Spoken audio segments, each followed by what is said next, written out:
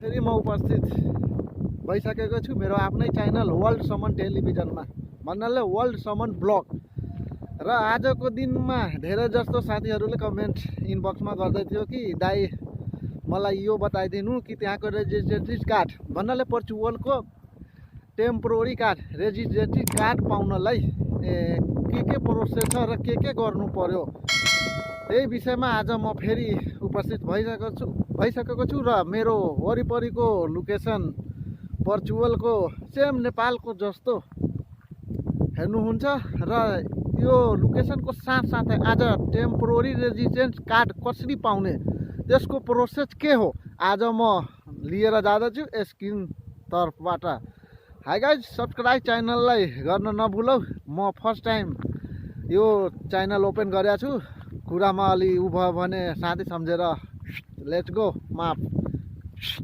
Okay, तो जिसको हम आसान लफ्जों में कहते हैं टैक्स नंबर, जिसके ऊपर हमारा टैक्स जाता है, तो आपने वो अप्लाई करना है। वो आप कैसे अप्लाई करोगे, अभी मैं पहले ये बात क्लियर कर दूं कि सोशल नंबर अप्लाई करने के लिए अभी आपको कॉन्ट्रैक्ट भी नहीं चाहिए और आपको किसी बंदे को पैसे खिलाने की भी ज़रूरत नहीं है। ये अभी फ्री ऑफ कास्ट बन जाता है, क्योंकि जो लोग पहले पुर्तगाल में आते थे उनको सोशल नंबर अप्लाई करने के लिए एक काम का कॉन्ट्रैक्ट चाहिए होता था, तो वो किसी बंदे से बाय करते थे और वो बंदा उनसे बहुत पैसे लेता था। लेकिन पुर्तगाल ने अभी ये काम बहुत अच्छा कर दिया है कि हमें कॉन्ट्रैक्ट की ज़रूरत ही नहीं है सोशल नंबर निकलवाने के लिए।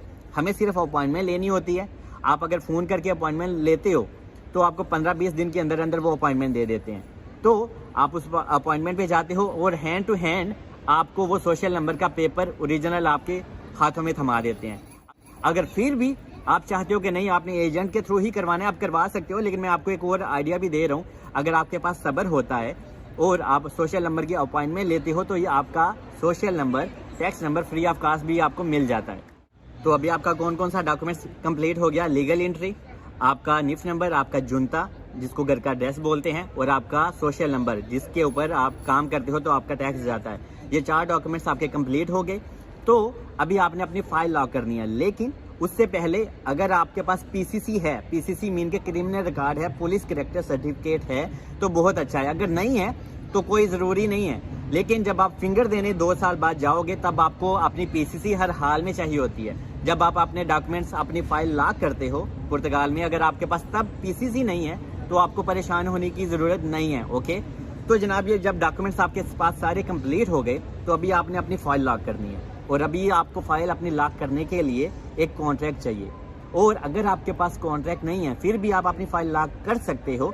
लेकिन मैं प्रेफर क्या करता हूँ, मैं एडवाइस क्या करता हूँ कि आपके पास कॉन्ट्रैक्ट होना चाहिए। आप अपनी कॉन्ट्रैक्ट के साथ फाइल लॉक करो तो इससे आपका बहुत फ़ायदा होता है। और जब आप देखो कि आपके सारे डॉक्यूमेंट्स कंप्लीट हो गए हैं, ये जो मैंने बताए हैं, उसके बाद आपको अपनी फाइल लॉक करनी है और आपको एक आईडी क्रिएट करना होती है sapa.sif.pt में जाके, और वहाँ पे आपने ये सारे डॉक्यूमेंट्स अपलोड कर देने होते हैं और इसको कहते हैं फाइल लॉक। और आपको याद रखना है वहाँ पे एक पासवर्ड आप बनाते हो, वो पासवर्ड आपको किसी को भी नहीं देना, अपनी गर्लफ्रेंड, अपने भाई, किसी को भी नहीं देना। वो बहुत इंपॉर्टेंट होता है क्योंकि यहाँ पे लोग ब्लैकमेल भी करते हैं। तो इस वजह से वो पासवर्ड सिर्फ आप अपने पास रखें तो ये आपके लिए बहुत फ़ायदेमंद हो जाएगा। और फाइल लॉक होने के बाद आप जॉब करें, अपना टैक्स वगैरह दें, तो बाद में 2 साल के अंदर आपको डॉक्यूमेंट्स मिल जाते हैं। लेकिन अभी तो पुर्तगाल ने बहुत तेज़ी से काम स्टार्ट कर दिया है क्योंकि 2023 स्टार्ट होने वाला है। तो 2023 में आपको ये सारे डॉक्यूमेंट्स चाहिए जो मैं आपको अभी बताए हैं।